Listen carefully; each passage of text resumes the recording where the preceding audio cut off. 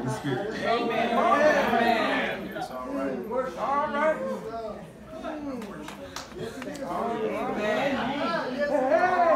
Oh, yes. Amen. Giving our praises to God, to Pastor Adams, to you, my brothers and sisters in Christ. It is indeed a privilege to stand before you again. Before we go any further, let us have a word of prayer.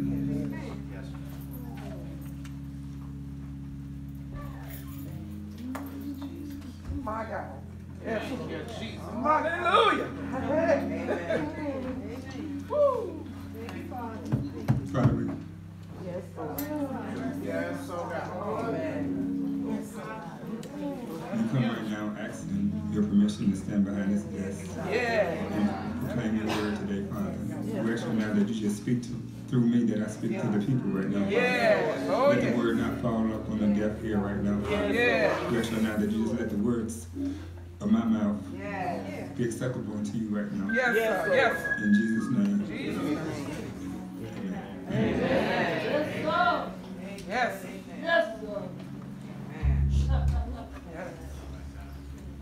Trying to stay strong. Oh, yeah. Let them use you. Let them use you. But if you have your Bibles this morning, turn to Genesis, the 22nd chapter.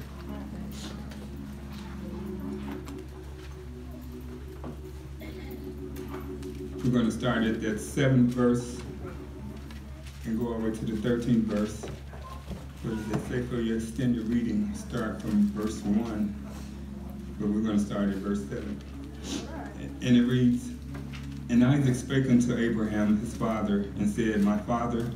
And he said, Here am I, my son.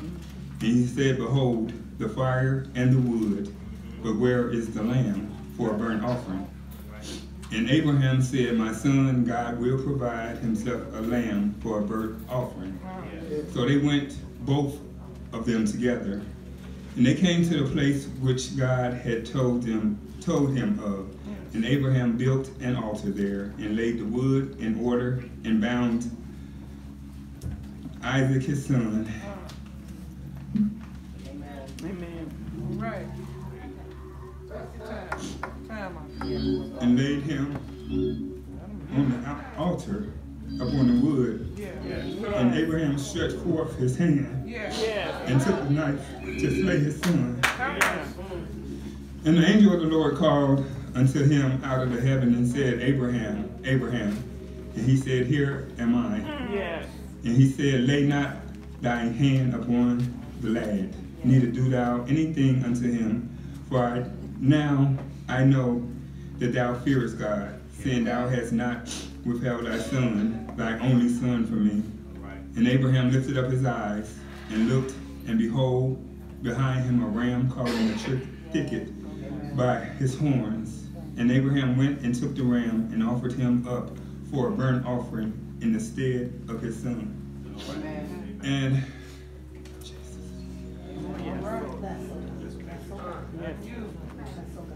if you would just allow me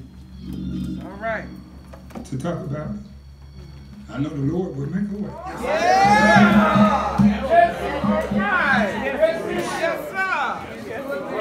Come on now. And the shouting part is, yes, he will.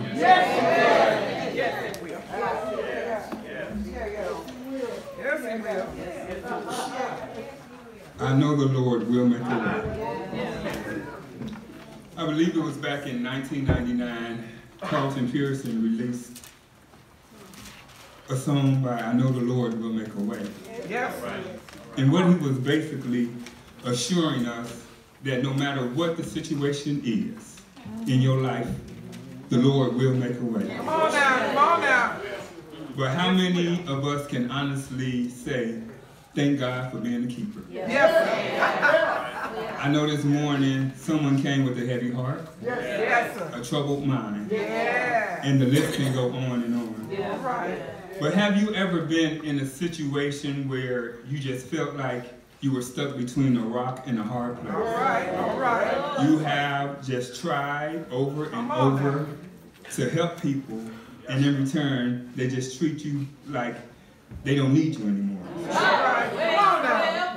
You may have had a bad day at work, All right. only to come home and find the lights out. Maybe someone is dealing with a financial problem, and you're trying to make ends meet. Oh, yeah. I know at one point of time, someone has just felt like throwing in the towel. All right. Because you just felt like giving up. Yes. Someone may have gotten a report from the doctor that just... Come on now. just made you want to give up. All right. Someone may have been bullied to the point that you just wanted to take your own life. Yes. Someone may have gotten an unexpected bill, and you know it's close to the end of the month, and you got this bill to pay this bill, and you only have enough in your account with a little bit left to last you until the next pay. The Lord will make a way. Yes, He will. Yes, He will. Yes, He will. But let me assure someone in here this morning, Yeah. I don't care what report you may have gotten. Yeah. All right. I don't care what you choose to believe of the report. Come on now. Because I can encourage you by telling you that the Lord, He will make a way. But looking at our text this morning, we see at the beginning of the text, God tempted Abraham. He was calling him out.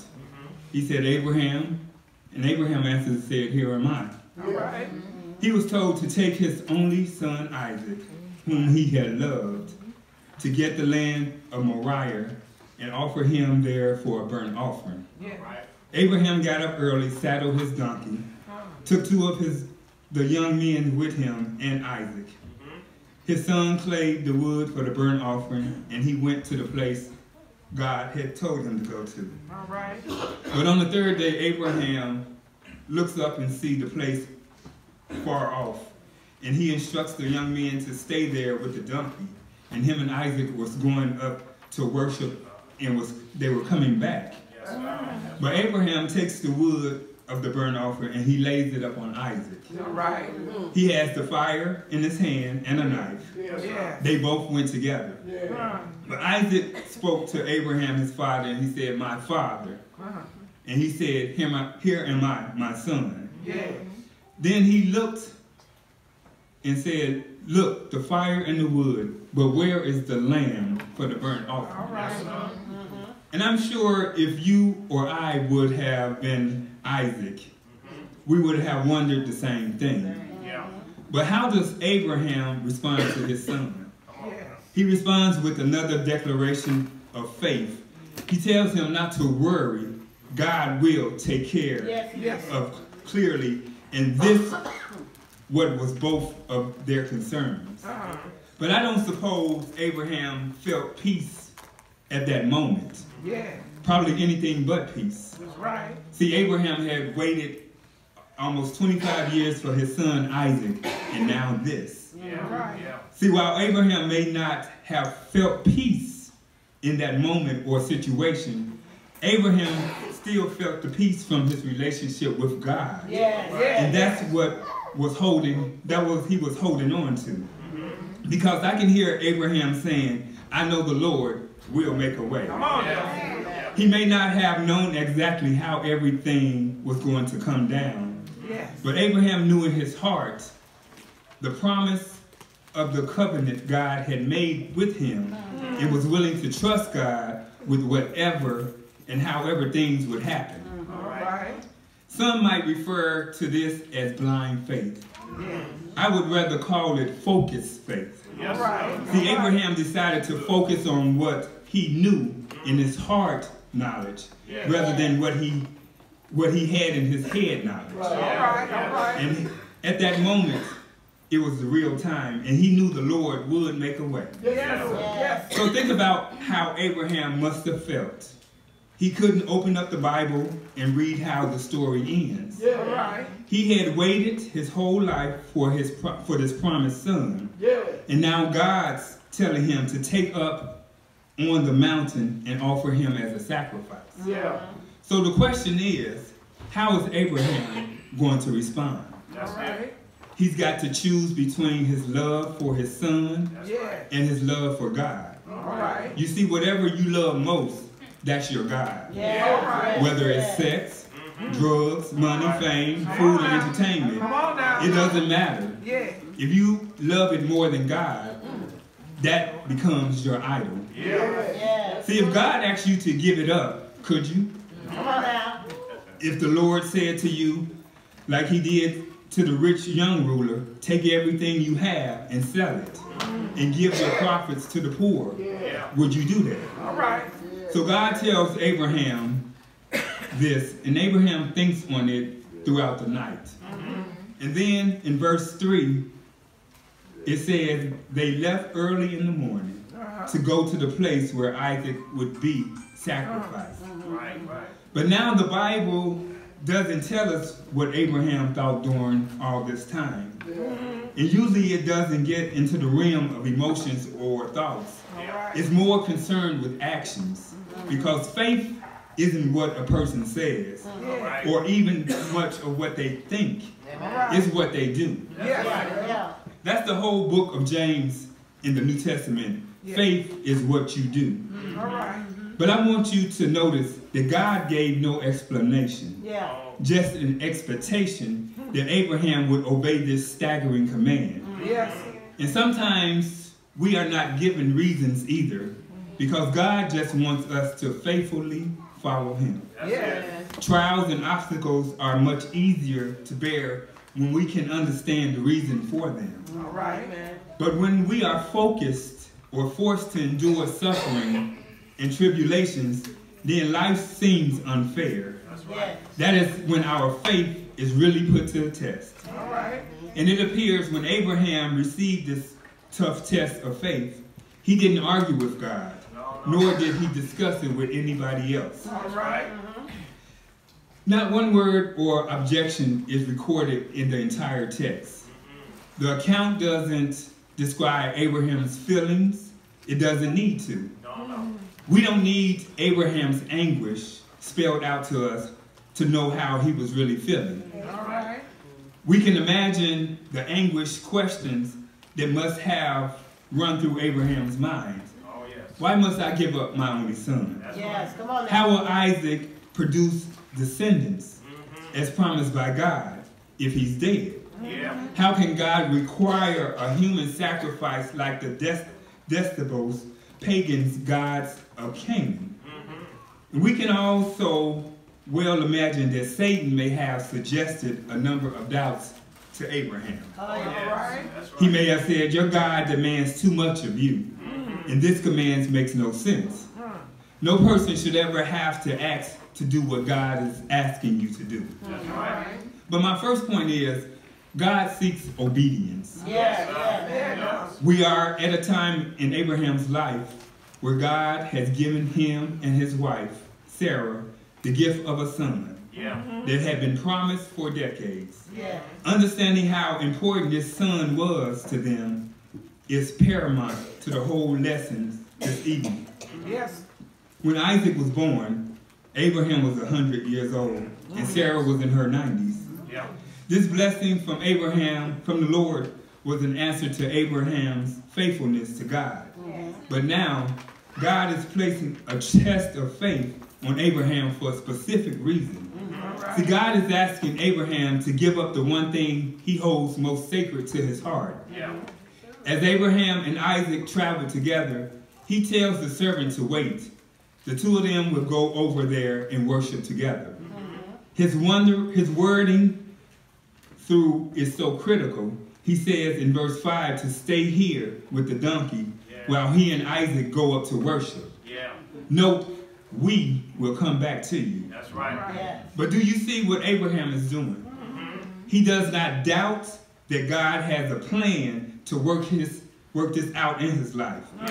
But he tells his servants to stay. and they both will come back afterwards. That's right. But the question, how big is your faith? Yes, yes.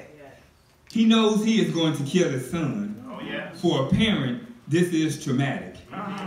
But his faith is so big that he is confident that God will provide. Oh, yes. But in his response to God, Abraham is simply being obedient and obeying the Lord. That's right.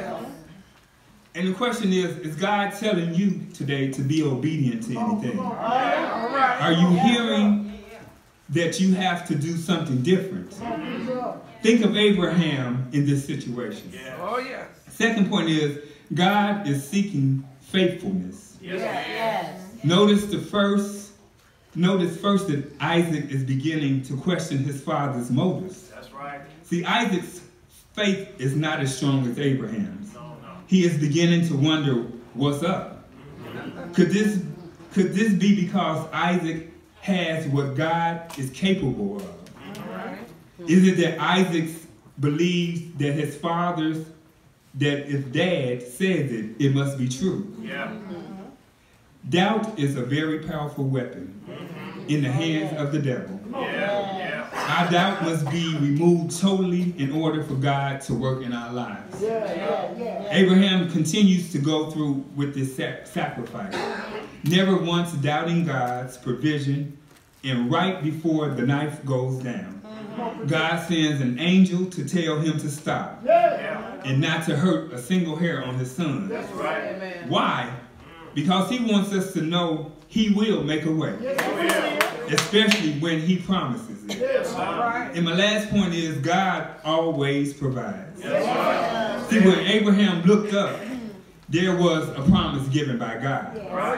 God is faithful. Yes, He is. Amazingly faithful, even when there's times when it seems there to be no way out. He provides the answer we desire and the way to get it. Oh, yes. How? By providing the ram to sacrifice, Abraham was blessed. Because he was faithful to continue without delay, according to God's plan. But let's fast forward to today. And let me ask you this question. Do you think that God could do this faithful in your own life? See, Abraham's testimony to the goodness and grace of God in providing a ram to take the place of his son, Isaac, is an important lesson for us right now. But if I could call on a couple of witnesses to knowing that the Lord will make a way, let me call on David. See, when he was a little lad, he was encountered by the giant called Goliath with only a slingshot and a smooth stone. David stood strong and was able to conquer that giant. I could hear David saying, I know the Lord. He made a way for me. But how about Shadrach, Meshach, and Abednego? They were told to worship an idol god. And when the king got word of that they didn't want to, he put them in a furnace and he turned it up 7 times harder than what it should be. But then the king came and he looked in and he said, I thought I put 3 in there. And I noticed there's a 4th one walking around and it looks like the Son of God. They knew the Lord would make a way for them. Come here, Moses. Tell us how the Lord made a way for you. Well, Pharaoh's army was fast on my track. We were stuck between a rock and a hard place.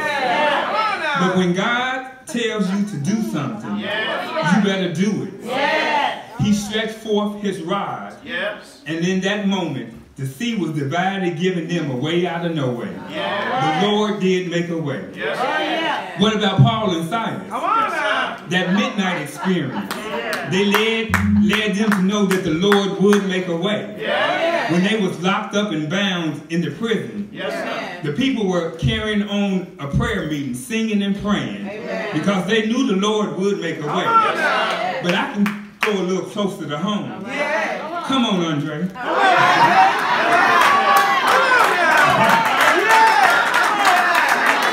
I can tell you how good God's been to me. 22 years ago, but God. I I was in a terminal state. Couldn't do for myself. But God, He made a way. I can come in even a little closer. The end of the year. The last 2 weeks to be specific. First a cancer scare. And then a mild stroke. See, I got in some trouble also. And was possibly facing time. See, a lot of us are not wanting to admit our mistakes. Because we gotta admit our faults. But God made a way. He made a way out of no way. When my back was against the wall, all I could do was call on Jesus. And everything would be all right. I knew the Lord would make a way. But I thank God for making a way out of no way. For looking beyond my faults and seeing all my needs. But most of all, I thank God for Jesus. That Alpha and Omega. That first and the last. That bright and morning star. That lily of the valley. That rose of Sharon. That bridge over troubled water. And most of all, I thank God. He died on the cross. On that old rugged cross. Stretched to the land. He bowed his head. And his shoulders. And then he died. But his story don't end that way. Within 3 days, he got up. With all power. Got up in his hand. And I thank God for the mission. When doubt's down, He will make a way. When friends leave, He will make a way. When depression takes over, He will make a way. When they want to discredit you, He will make a way. When they want to scandalize your name, He will make a way. When that job has worked your last nerve, He will make a way. See, I don't want to be selfish, but is there anybody in here know the Lord will make a way? As He brought you out of sun, as He brought you out of darkness, as He's been bread when you were hungry, as He's been water when you were thirsty, as He's been a doctor in the sick room, as He's been a lawyer in the courtroom, as He kept you from losing your mind. I'm telling you, the Lord will make a way. As He made a way for somebody. Don't fool me today. He will make a way. I'm so glad. Trouble don't last all day. See, I was about to do my thing. The Lord made a way. Ain't nobody do it like Jesus. Ain't nobody do it like Jesus.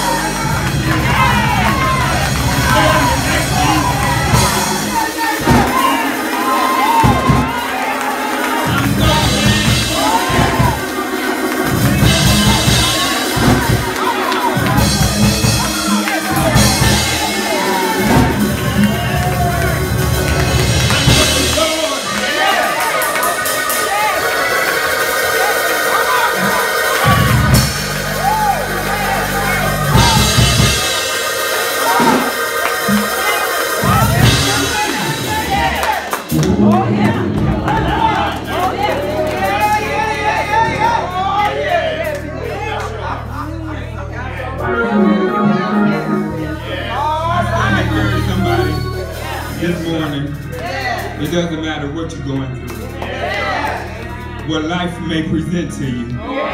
Troubles come, friends come and go, but the Lord, He will make a way. So I tell you this morning, as you go through the week, just know that the Lord, He will make a way. Whatever it is, He will make a way. God bless you.